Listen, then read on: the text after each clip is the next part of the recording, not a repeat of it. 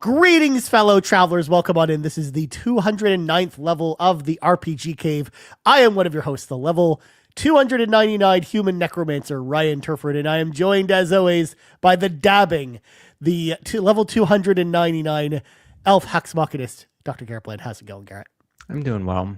Do the kids still dab, Ryan? Is that still a thing? No, they stopped that a long time ago. They started stopped, doing 6-7, 6-7. The 6-7. Yes. Yeah, dabbing's so 2017. Yeah, Yeah, it's so long ago. 9 years ago. By the way, just to give you context. It's fine. It's fine. It's not weird that it's 9 years ago, Garret. Oh my gosh. I mean, kids in Fortnite don't even dab anymore. If it's not popular in Fortnite, I've concluded that it's no longer popular. With Yeah, we're not. Are we doing the floss? Or is that still a thing? No. Okay. No one's doing that anymore. No. Okay. Even 6-7 has been passed by other stuff at this point. These kids, they just like to create a new thing and. You say that, but like when I was in high school, like that stuff happened all the time, and like of course we kept up with that, but like everything moved so quickly, you know. Yeah. Well, I guess it maybe less quickly back then because the internet wasn't as prevalent back then. That's true. Yeah. Well, I will still dab for you guys each time, just to let you know. Thanks, Garret. I appreciate it. This is the RPG Cave, though, where I swear we don't talk about dabbing all the time. We talk about role-playing games on this show, so we should probably get into the show because we have an exciting one today, folks. I'm excited to get into it. So first off, brand new Patreon supporters over at patreon.com/carpoolgaming. Of course, we welcome back the legendary Jonas Young to the ultimate producer tier. Nice. Shout out to Jonas Young, by the way, of course, the OG of the Soft J's here at Carpool Gaming, of course. Yes, the Soft J's. The originator, of course. But I will always call you Jonas Young. Jonas Young, okay? That's how this works. And of course, shout out to Adam for becoming a free member on Patreon as well. So nice. Look at us. Cool new people over on Patreon. Of course, we have lots of content coming to the old Patreon and lots of reasons to sign up and support us, of course. Patreon helps support everything we do here at Carpool Gaming, including, of course, My Pants episode, the Pants Patreon podcast for patrons podcast, was the episode this week. That one, by the way, was a really special episode to me. I'm so happy that I did it and that I've received all the great feedback from all y'all in the community. I've received some private messages about that, and I just wanted to say thank you for listening and thank you for taking the time to let me know how you felt about what I had to say. And then Mitch's episode will be out tomorrow, so you can go check that out as well. And let's see, do I have... I think I'm next week. I think you might be next week. Yeah. I didn't want to just come out and say it, but I wanted to confirm on the calendar. It is, in fact, Garret.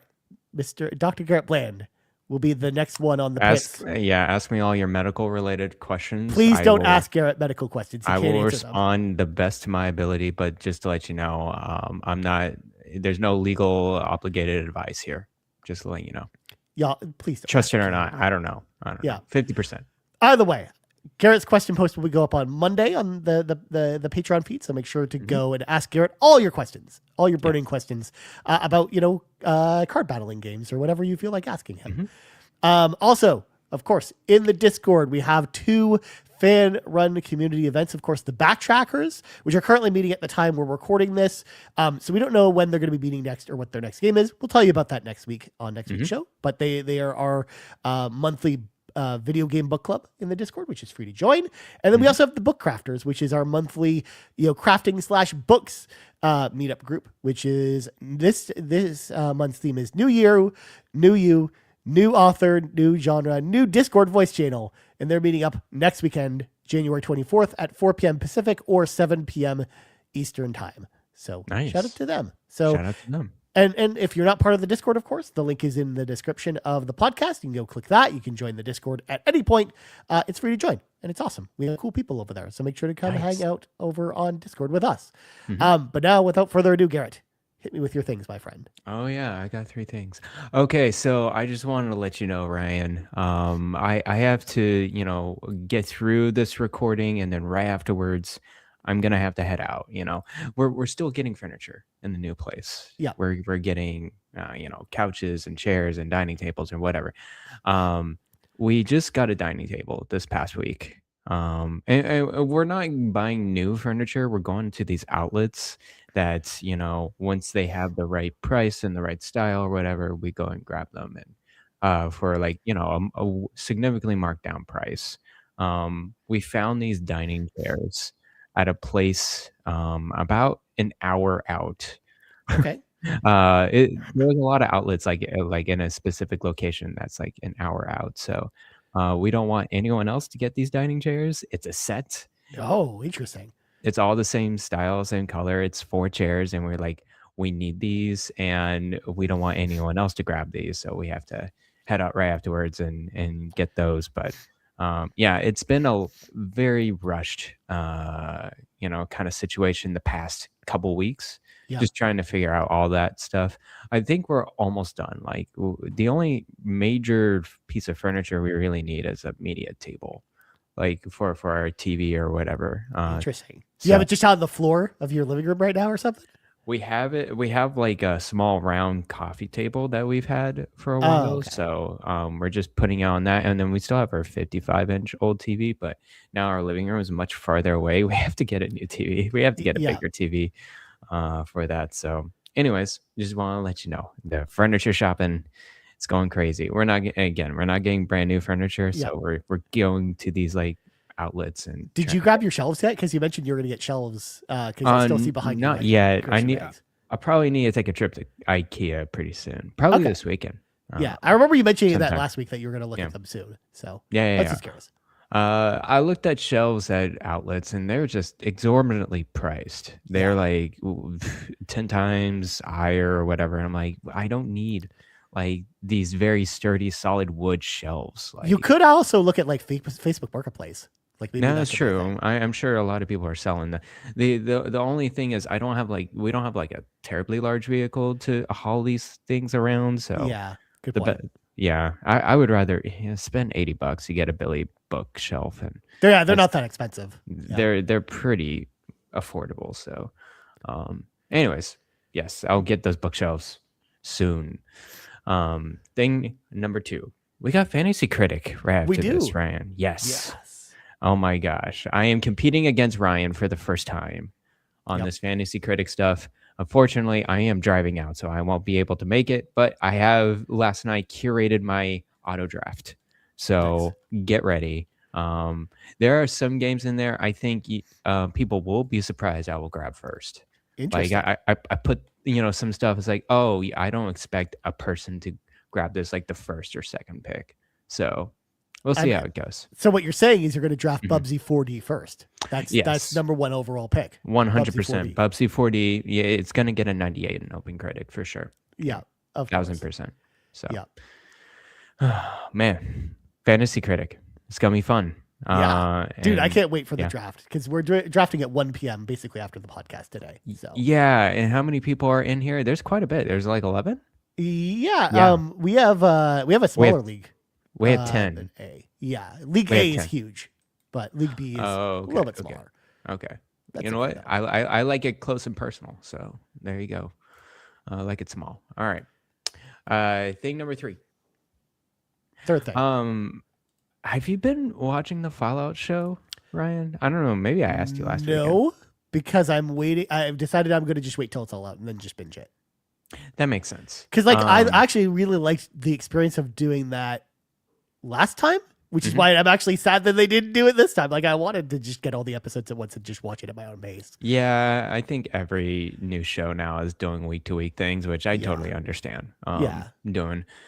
I'm caught up with it. It's if you play New Vegas, you're gonna love this show. I haven't played New Vegas though. Oh, you need to play New Vegas before watching this show. This season 2, especially because there's so many callbacks to New Vegas. Like there's places and people that they reference all the time. And then there's still mystery, intrigue in the show that in Fallout lore that we still don't know. Good show. I'm excited to talk to you about the show like after we both watch it because we did kind of the episode about that for the show after season 1. So I hope we do something again for season 2 after. Yeah, that would be great. We can do that. Yeah, for sure. No. So yeah, I won't spoil anything about it. And then also, I've been seeing Amazon ads. Yep. Of course, they have ads now in the streaming services. This was a surprise. Well, maybe not surprising. They are like advertising the Amazon Fire Stick, Yep. and they're mentioning that this is an Xbox. They're doing the whole Xbox Microsoft marketing, like even the style, like it's like, Yeah. oh, you literally grabbed Microsoft marketing to put into this commercial, because it's literally like this Fire Stick. This is an Xbox, and advertising all the Xbox Game Pass stuff on it. And these, you can watch movies and then you can play games. Yeah. And guess which game they really advertised in that? Was it Fallout 4? It wasn't Fallout 4. What was it? What other Fallout game? Fallout New Vegas. No, I wish. Fallout 76. Of course, the greatest of all the Fallout games. The most popular Fallout game. Well, no, Fallout Shelter is probably the most popular game of the franchise. But yeah, no, they were advertising 76, which they did add the TV characters to it, so like I can did. see why they're trying to get people who watch the show to then go play 76. Exactly. So now, anyways. Speaking of Fallout TV show, before we go, Garrett, did you see this at all? They announced this along with this week as well. The Magic the Gathering Fallout secret layer based off the show. Yeah. So we've got like the show characters, which are pretty cool. But then I'm going to scroll down because this is what you might actually like. Yeah. We have a new Vegas specific secret layer drop with Benny, Joshua Graham. Oh my god! The custom caravan deck. You've got the platinum ship, the Sunset Sarsaparilla machine as a card. These are pretty cool. That's crazy. I'm looking at these and I'm like, the cards themselves aren't amazing, but like I kind of want these. So what a great set. Yeah. My gosh. Yeah. These are like all Fallout. It looks like all Fallout cards. Yeah. And and basically these are secret layers. So they're kind of what I've told you about. They're kind of like limited run where they have like they print a specific number of them. You go line up and you buy them and if you want them and you're good to go. But nice. Yeah. I think they're pretty cool. They look good. Yeah, I saw the one of the character Magic the Gathering cards. So yeah, cool. They're doing a secret lair stuff. Yeah. Oh man, they Magic the Gathering Wizard. Is it Wizard of the Coast? It's Wizards of the Coast. Yeah. Oh my gosh, they're raking in all the money. They kind of are. Yeah. Yeah. No, it's just again like they should have done this with season 1. Where we got like the first set of Fallout decks. So I'm actually like happy that they finally decided to do it this way because they should have done this before. It's a no-brainer for a lot of people. Good stuff. Anyways, I'm done with my 3 things, Ryan. That's it. That was a good 3 things. That's it. Good 3 things. Yeah. So real quick, Garrett, we're going to quickly hop into a side quest because I want to talk about a couple demos that we talked about last week. So since you just gave you your things, I'll talk about the demo I played first. Parasite Mutant, which we talked about on last week's show. Yeah. This, of course, is the indie game that's trying to become the spiritual successor to Parasite Eve in a lot of ways. Yes. It's only available on PC, so I had to play it that way, and it only supports keyboard controls. But what? No. The demo, anyways. The full game will be fine. Yeah. But, it doesn't matter though because it's kind of set up like a PS1 game, where even though the background itself isn't pre-generated backgrounds like the original Parasite Eve, the camera controls itself, so you don't actually need a right analog stick or anything, anyways. And it actually just plays like Parasite Eve, actually. Oh, okay. Yeah, they honest. totally are like, oh, this is totally inspired and spiritual successor. I will say that, first of all, in the demo, we didn't really get anything about the story. So we have no idea what the story even is. All we know is like some bad thing has happened and like you're in like almost like a post-apocalyptic Tokyo or whatever. And there are these monsters running around. The monsters look okay. I'm not in love with the monster designs, but I don't hate them either. But the combat again really kind of evoked the Parasite Eve kind of feel. You even had like the same upgrade system where like you'll earn like you'll get different pistols or different knives or different armor chest pieces, and then you can apply your points to then like strengthen those things. Mhm. You also have to find ammo everywhere. Otherwise, you can't use your gunshots. You have to rely on your knife, which is less powerful. Basically, it gives you the gunshots give you 2 attacks versus knives gives you 1 attack. Okay. Assuming you're using pistols, but then Mhm. you unlock like SMGs and other guns along the way. Visually, it looks fine. Again, it's kind of going for that PS1 look. It even has like CRT filters and like a Interesting. PS1 visual filter to make the characters kind of look like PS1 Wow. characters, Okay. which is interesting. So I like the fact that they're like, but like they're really really really going for that Parasite Eve crowd. Mhm. So Mhm. the demo itself, it's fine. I'm interested to see how the full game kind of shakes out because I do have a Mhm. lot of questions. But I'm just happy, Garrett. I'm happy that someone, for God's sakes, is doing this. It is like picking up the pieces of Parasite Eve. If anything, I almost like don't like that it's so on the nose. With Yeah. like the aesthetics. I would have like been more interested if it was like more in the style so they were like Resident Evil or something like that. But Mhm. so far so good. I think I'm really interested to see how that game performs when it comes out later this year. Yeah, I'm very curious as well because this is the first time we've seen this type of game since Yeah. Parasite Eve.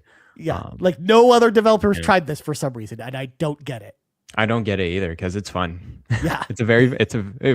Parasite Eve is a very fun game mechanically, Yeah. and I agree with you. Like, I wish a developer would just have like it could be a completely different style. Like horror's cool, Resident Evil's cool, but man, something else with that game mechanic. Yeah. That would be kind of neat to Yeah. see.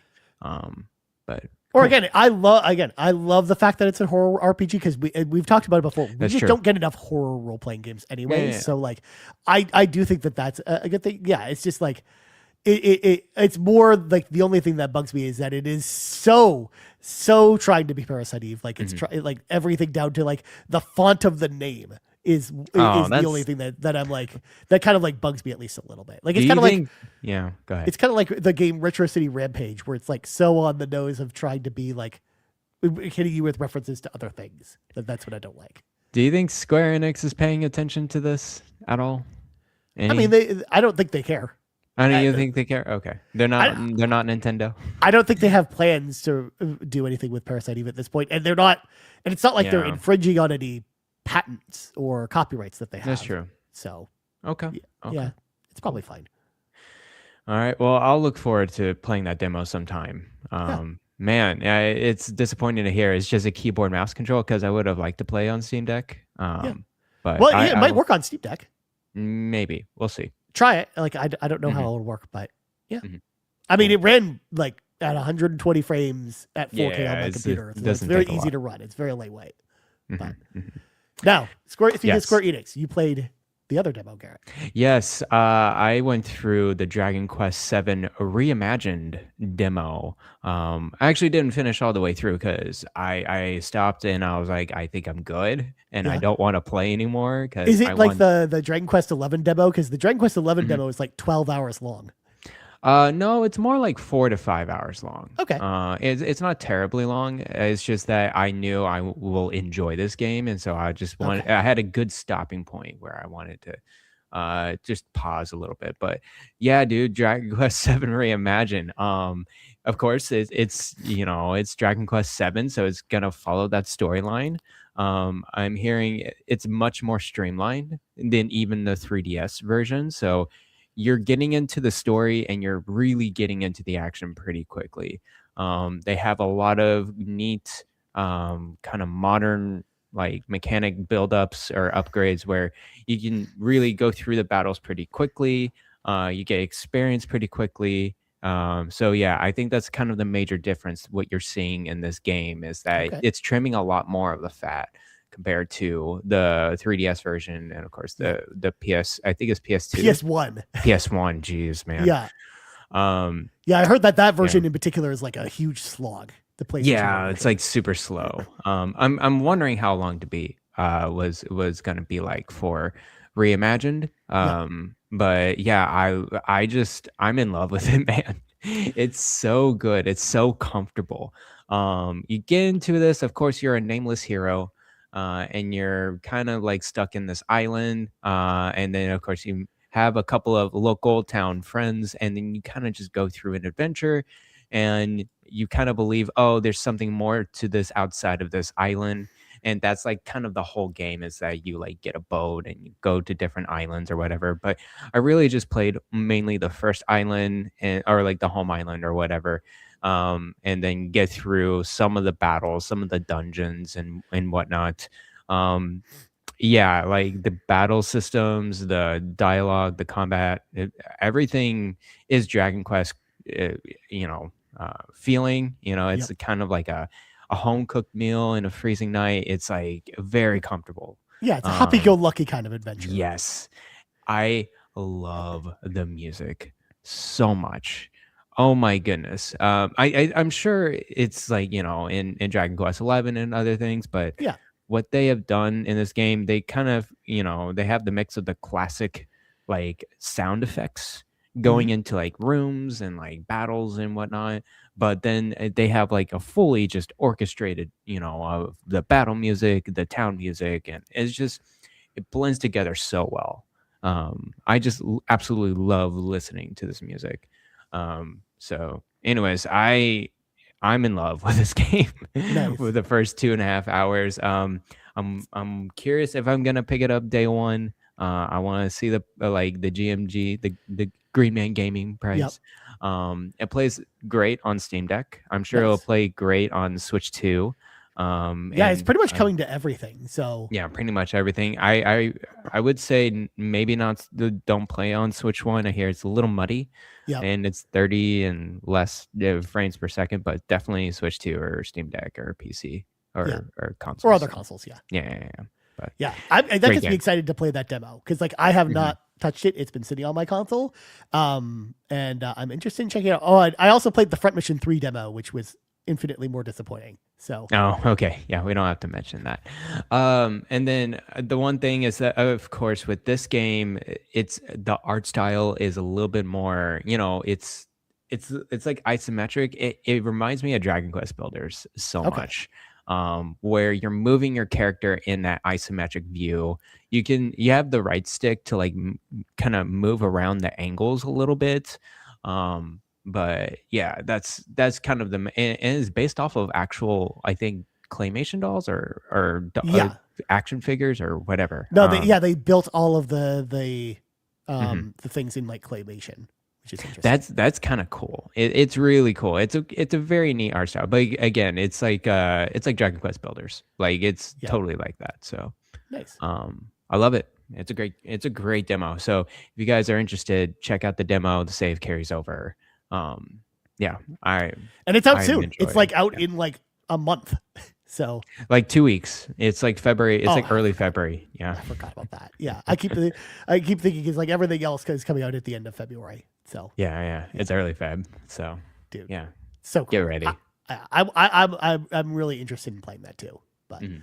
especially because I like 1 through 3 so much. So Mhm. yeah.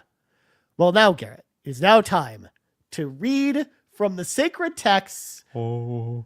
because it is time for our annual 2026 RPG prediction spectacular, Let's do it. where we tell you sometimes when things happen in the world of role playing games throughout the year. We do our best here, anyways. We We've do talked our about it on very the show best. before, where it's like RPGs in particular. Like it's one thing to predict PlayStation, Xbox, or Nintendo, but it's a whole other minefield to try and predict role playing games specifically because Yeah, it's yeah, so definitely. specific. So we're going to, of course, go through our predictions from last year, Garrett, Mhm. and kind of assign a winner from last year. And keep in mind, you and I decided that this year, coming into it, we were not going to do odds like we had done previously. We were Right. going to do like one either half point or full point for a full prediction. Yeah. So, Garrett Bland, I'm going to start with you. Okay.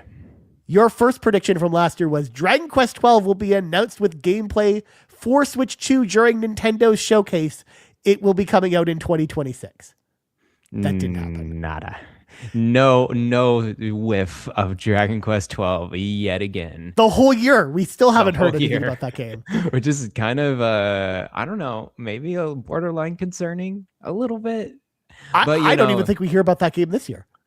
I mean, we got the anniversary this year of Dragon Quest. Is it like 30th or 35th, something like that?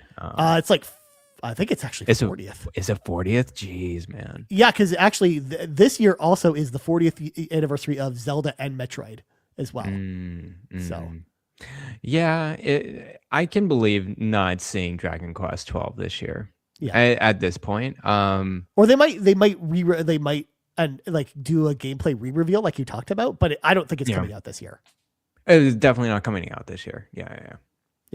I agree. Interesting. So no points. Well, no points. Next prediction, of course. This was a tricky one to grade, but we'll talk about it. Elder Scrolls Oblivion remastered by Virtuos will release over the summer and will be announced during the Xbox showcase. Will be released later on PlayStation 5 and Switch 2 with a 3 to 4 month exclusivity window. So this one I award you partial points for this. Yeah. Partial points is generous. Yeah. I don't know. Yeah. Because originally what happened was you were predicting that the Oblivion Remastered was going to be the secret game in the Developer Direct. Developer Direct, yes. But then I talked you out of it because we've heard from Jez Corden it was a Japanese game, which it ended up being Ninja Gaiden. Yeah. So, but you were correct. It did come out in the summer. It did. It was a thing. And it did come to PlayStation 5, but it obviously was at launch. So that's why I'm going to award you half points, Garret. Okay. You know what? You're very generous. I will take that half point. Thank you very much. Yeah, because when I listened to your prediction last night, Garret, I feel like you at least got a lot of it correct, but not. I got the spirit of it, and okay. Thank you. And then final prediction: Assassin's Creed Shadows. People were down on it. You said it will have a great critical reception. Yes, with an open critic score of at least 89 or higher. Ooh. Open critic score for Assassin's Creed Shadows as of today. Oh no, 81.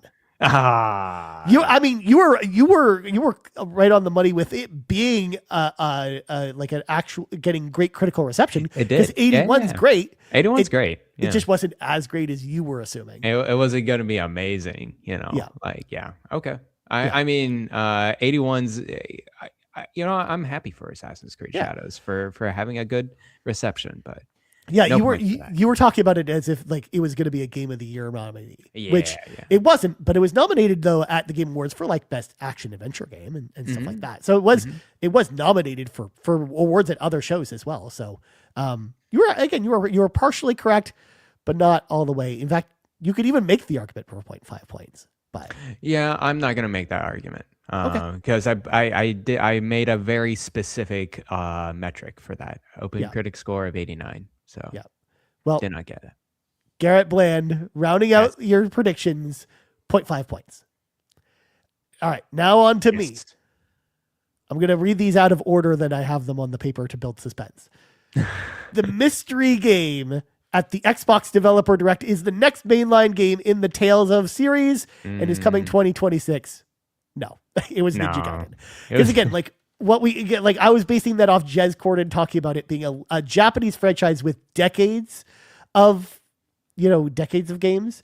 And there were only a few games that really filled that bill. Ninja Gaiden obviously was one of them, but Tales, which we had announced at Xbox before, was another. So that's why I thought that. Next up, this year will finally be the year a port of Chrono Trigger's Steam version will come to other consoles or platforms. That still hasn't happened yet, and I don't understand why. It's Square Enix holding that. It's a fail safe. It's like if we are desperate, we're gonna in case of fire, break glass. Yes, release Chrono Trigger at other places. And it's not gonna be a Steam version. It's gonna be like, let's go all out, man. No, I meant like this. Like I thought of them releasing the Steam version like the Pixel remasters, because that's kind of what they did with the Pixel. Oh, remasters. I see. Yeah. Okay. Because the Steam version already is there and is kind of cleaned up, and they could basically release that on anything at this point. Yeah. Okay. Sounds good. And then my final prediction. Before year's end, the next mainline Fire Emblem game is announced for Switch 2. It is coming in 2026. Not a remake, or it is a mainline game, not on Switch 1. Swish, 1 point. Swish. That was a slam dunk. That was a full point, man. Yeah, Wow. full point, baby. Just wow. And to be fair, when we had this discussion, Garrett, you talked about how you had Fire Emblem on your radar, but you didn't want to keep predicting Fire Emblem because you had predicted Fire Emblem the year before. Yeah. And you didn't want to, do it. So I decided to jump on the grenade go this for year. it. Yeah, there you go. Slam finally dunk, happened. man. That's You're good welcome. stuff.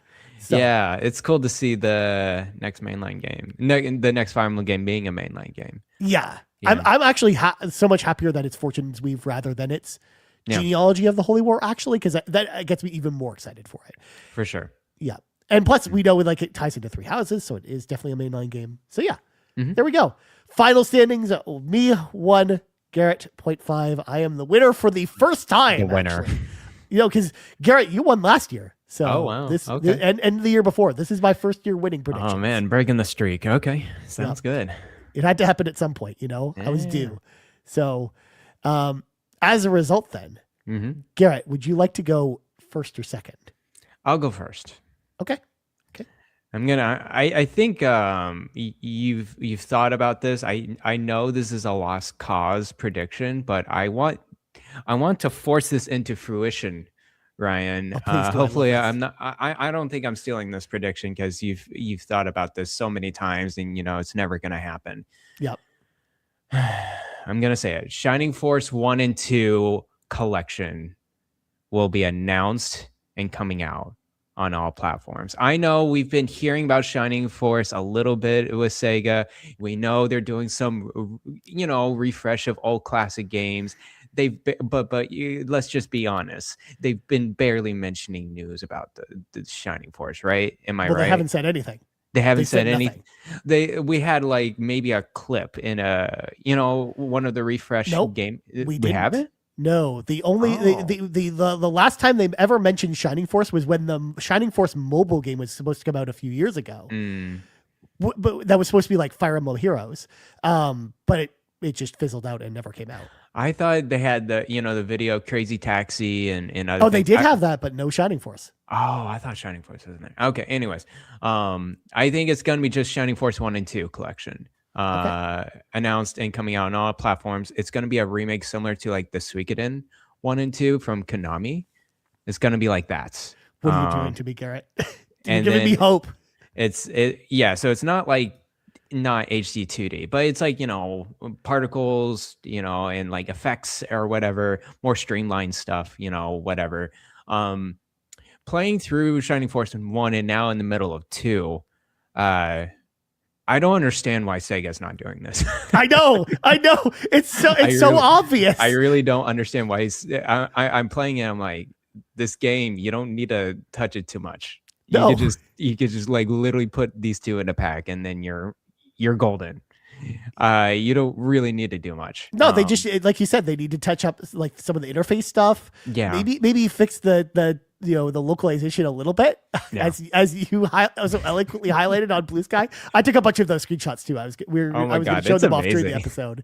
I can't wait for us to actually sit down and talk about that because some of the dialogue's not great. But dude, the gameplay in that game is so good. I actually just finished a replay of it because I had started it over Christmas and then kind of finished it up. I last weekend I just sat and binged it because I was enjoying it so much. I just couldn't stop. It was so fun. So we'll definitely talk more later, but that's my first prediction is that Shining Force 1 and 2.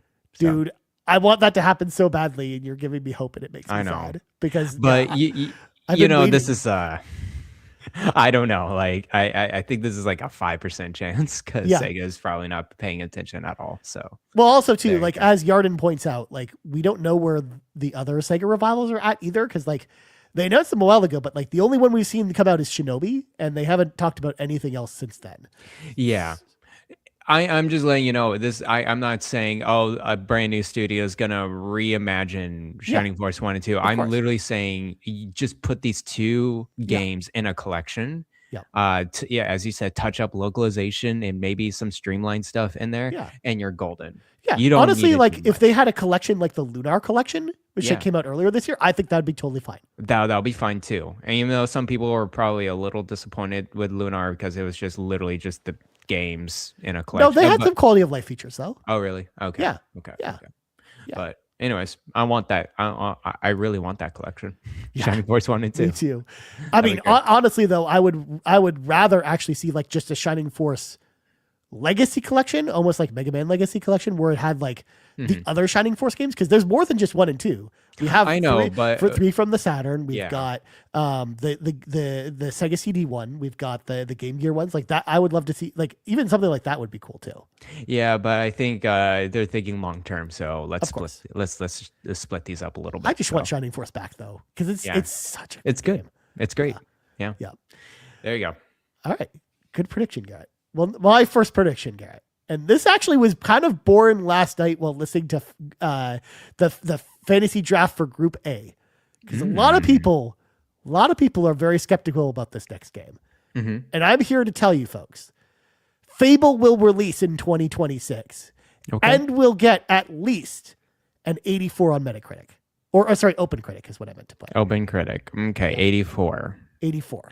Okay. I think, Playground has proven they're a great studio. A lot of people are just worried about this game in general. First of all, even releasing this year, let alone actually being good. To the point, actually, Garrett, I don't know if you saw this in Fantasy Critic, but this game is counterpicked 63% of the time in all drafts. Interesting.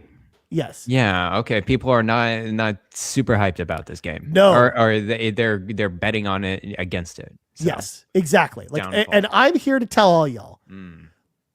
I am fairly confident that first of all, games, the track record of the Xbox Developer Direct games being showcased, none of them have been kind of like, all of them have had release dates coming out of that Developer Direct, or at least release windows that have come to fruition, especially with this game being shown as like a fully, full like in-depth gameplay look at that Developer Direct. I think they're going to come out swinging with Fable. It's going to have a release date, and it will be this year, and it will actually hit that release date. Cool. I'm pretty sure that this is going to happen. It's going to come out, and I think it'll score well. Because again, a lot of people are also betting against it in Fantasy Critic, thinking it won't score well for some reason. So that's kind of the other thing. It's kind of similar to your Assassin's Creed prediction from last year, where I think this game will be a critical darling, but I'm not willing to put it above 85. Go say it's going to get like an 89 or something. 84 is, I think, probably where this game kind of lands. Yeah, I understand. Definitely, I think I know people's skepticism of Fable. It's really just the rumblings of the development of this game and why it's delayed so long. So I kind of understand where that is coming from. But I certainly have hope for Playground Games. They know what they're doing. And Fable, it's that dry British humor style, and they're British, or they're from England, right? They're from the UK. They're from Wales or something like that. I don't even remember. So I'm sure they understand the assignment. So I'm looking forward to it. Yeah, me too. All right, Garrett, next prediction. Prediction number 2. We'll see if this actually happens. I'm very curious of what you think about this, Ryan. I'm gonna beat a dead horse over of games I want in fruition this year. The 4th game announced at the Xbox Developer Direct. Before I say anything, do you have any secrets of the Xbox Developer Direct? Any inside? I have no secrets, but they typically announce when they're going to do a mystery game. And they have not announced a mystery game. No, they haven't. So I think there's the 4th game. It's a mystery game. Okay. We know Xbox is buddy with Atlas. Okay. I'm going to say Persona 4 Revival. That game will be shown off at the Developer Direct. We won't have a release date. We will just see 2026. Okay. And then it's gonna come to Game Pass day 1. Okay, that's my prediction, is that you're gonna see the full-fledged gameplay of Persona 4 Revival 2026 year, and then you're gonna see the little logo Xbox Game Pass, and that's it. Interesting. So it does come out this year, you think, or at least they're going to announce it. Well, they're gonna announce it 2026. Yes. Okay. Because actually that even saves you in case the game gets delayed. If they announce that it's coming out this year, but it gets delayed, you're still safe with that prediction. Yeah. I think I think I agree with you on the Game Pass stuff. I think that they're going to definitely just get the bag from Xbox again as far as Game Pass goes. I am curious about that game even coming out this year though, because of it being alpha footage, but we'll kind of see how that goes. But I think if there is a mystery game, you're definitely on the right track. Like it'll be something like that. Yeah, definitely. Especially the partnership and relationships we've been seeing recently. I think that's a totally believable prediction. But of course, there's so many other things that it can be for that fourth game. It does. It really doesn't have to be this game. So well, again, people did not expect Ninja Gaiden last year, so exactly. like it could be like friggin' anything.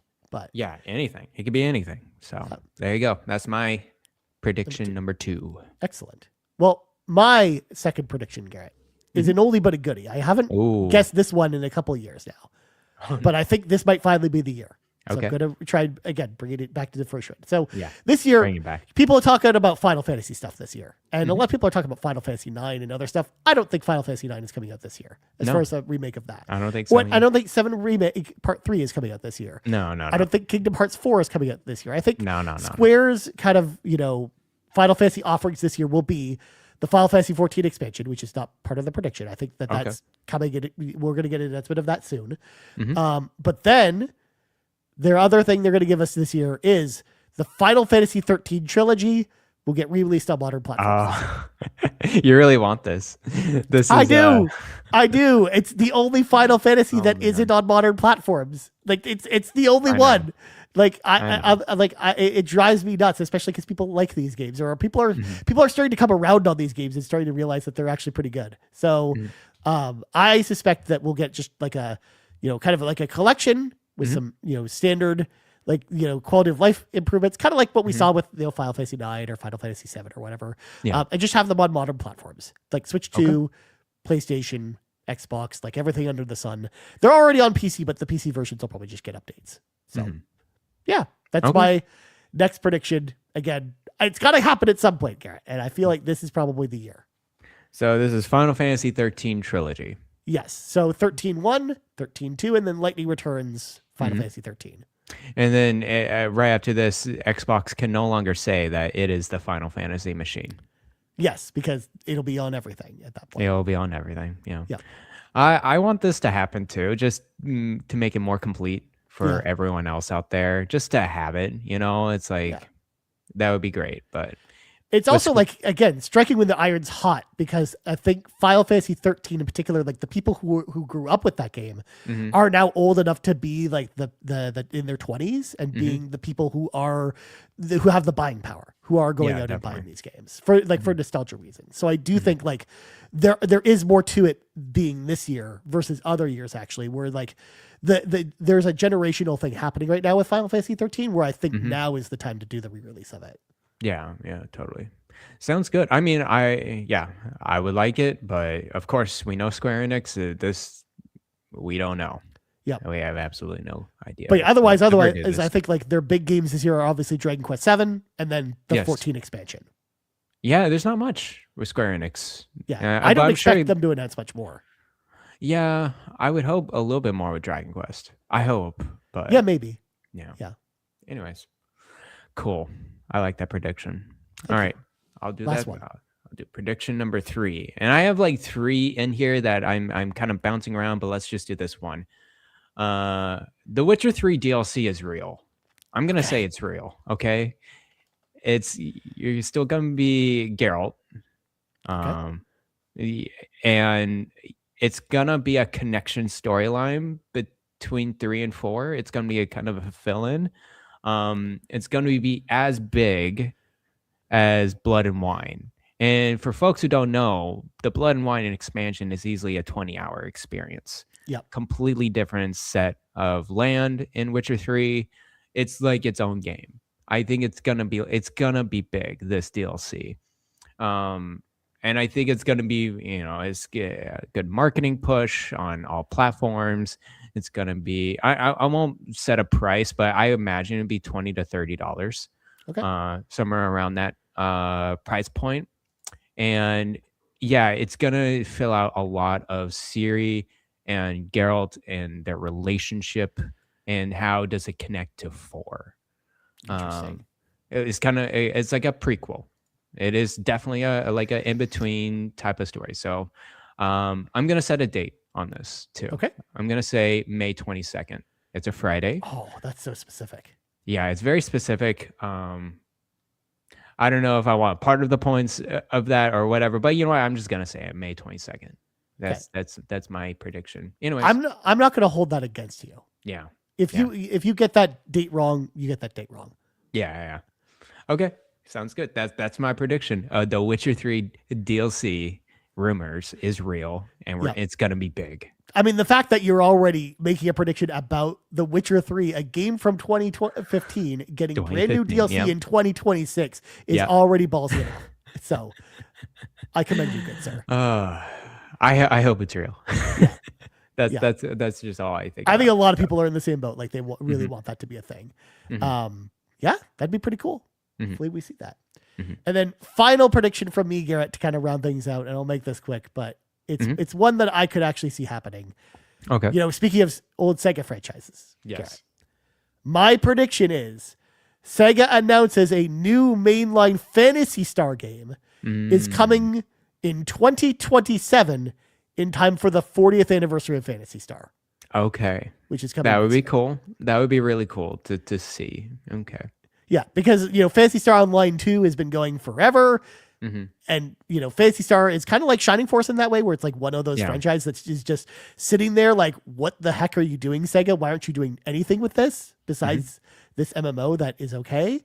Like, I think they'll do, I think there will be, I think there's actually a greater chance that there's like a normal, like mainline Phantasy Star game that's not an MMO versus a Shining Force game. So that's why I'm putting my eggs in the Phantasy Star basket. And with the anniversary next year, I think it just lines up. So. Okay. I mean, that would be really cool to see a new Phantasy Star game. I don't think a lot of people are familiar with that franchise. Yeah. So it's outer space. Cool. It's outer space turn-based RPG goodness.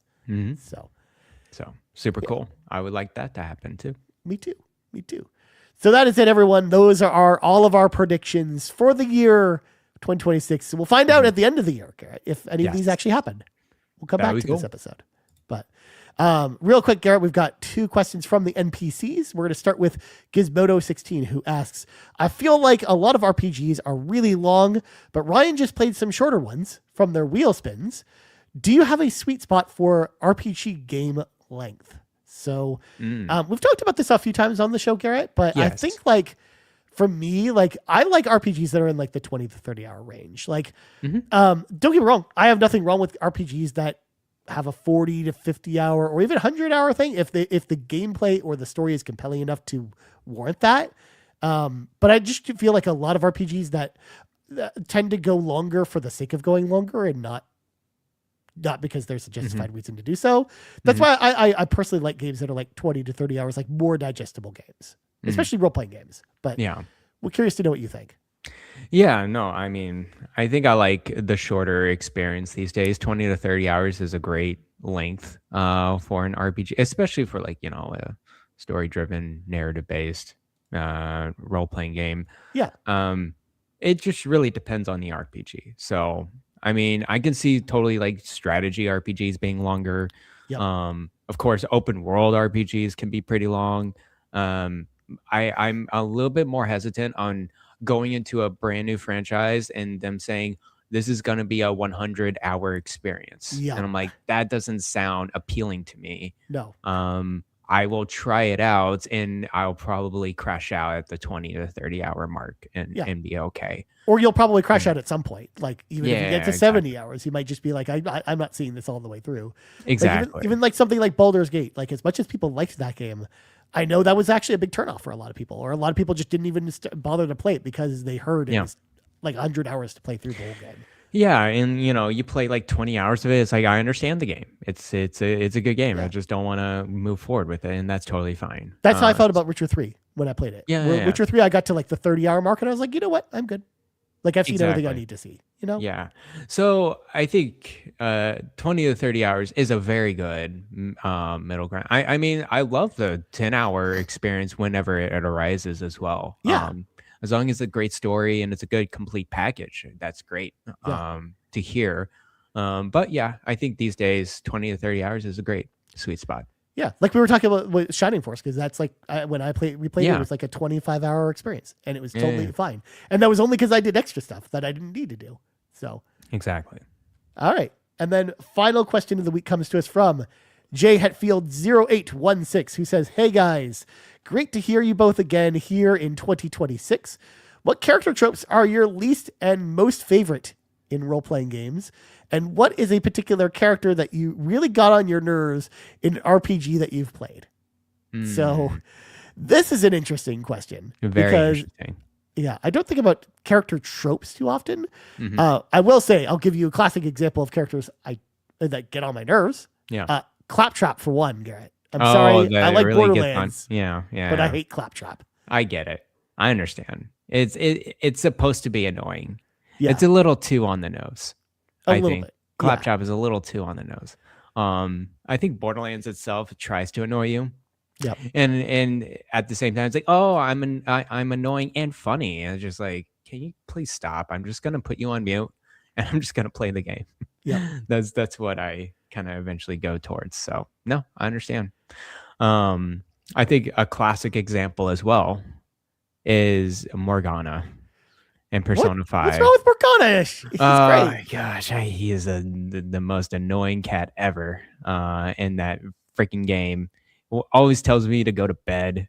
Always telling me his thoughts and feelings about every single thing, every single action I do. Yep. I'm just like, go away. Yep. I don't need you. I don't need your opinion on things about your thoughts or whatever. You're a character, and I will use you for combat. But Yep. that's pretty much it. Yeah. Okay. That's just me. Yeah. And as far as like other characters, there's a bunch of them from Final Fantasy X that just get on my nerves. I won't get into it. Well, I can't like wait. 90% of them. I can't wait for you to play that game ASMR, Garrett, It'll come, yeah. because you're gonna learn. You're gonna learn about a lot of those characters. Great. But yeah, as far as there's a lot of character tropes. Like I also just don't love, the kid who's going to save the world all the time, because I feel like there's a lot of character archetypes that are really played out in a lot of ways, and I feel like that's kind of one of them as an example. Or the person who has amnesia. Not every RPG character needs to have amnesia. That's true. That's true. Yeah. Sometimes I get a little annoyed by the companion that thinks he knows or she knows everything, and will It really doesn't. and really doesn't at all. It's just like kind of a snarky tone. Yeah. Yeah. There's a lot of examples of those. Yep. But I also love the characters that are badass, but the writing is done in such a way where you can tell they're a strong, powerful character, strong, confident character. I like those types of characters. I like hidden storylines behind characters. Yes, character development in some way. Yeah. It doesn't necessarily have to be deep and dark or whatever. Just have some sort of background origin story. Yeah. That would be cool. I like those in RPGs. Cool. Well, anyways, Garrett, I think that's going to do it for this week's episode of the RPG Cave. But before we go, we got to say thanks you to all of our patrons. We're at patreon.com/cardprogaming, starting with our ultimate producers, Brendan Myers, aka The Winter Gamer, Jonathan Brown, the man behind the music on the Xbox Drive. You can find all of his music over at his Linktree, linktr.ee/pme.gib, and the newest ultimate producer, Jonas Young, our platinum producers, Smoke and Joe, the captain in Tim Paullin, and our gold members, Adam K, Anna, Awesome Dave 1337, Betty, Brad Moore, Brian Reese, Cecily Carrozza, Dan and Luma, Dannohh, Emily O'Kelly, Hambone Jonny, John 32, Laura, Ligerwoods 330, Mr. Giggles, Peje, Stephen Keller, and TechMike. So thank you once again to all of our patrons. We're at patreon.com/carpoolgaming. If you want to hop in the car with us, head over there, choose the tier that's right for you. And now, Garrett, plugs go. You can follow me on Blue Sky at Blind Explosion. You can also find me on Discord. I read and acknowledge every single message in the RPG Cave and the PC Gaming channel as well. You can also follow me on Backlogged. I swear I will update it once I'm done with the games I'm playing. You have to finish the games first to update it. I got to finish it before I update it. So there you go. And I think that's pretty much it. Nice. Well, that's for me. You can find me in the Discord or on Blue Sky or on Backlogged or on Letterboxd at Ryan Turford. Just all the things. And for Garret Bland, I'm Ryan Turford. This has been the 209th level of the RPG Cave, and we're out. Bye-bye.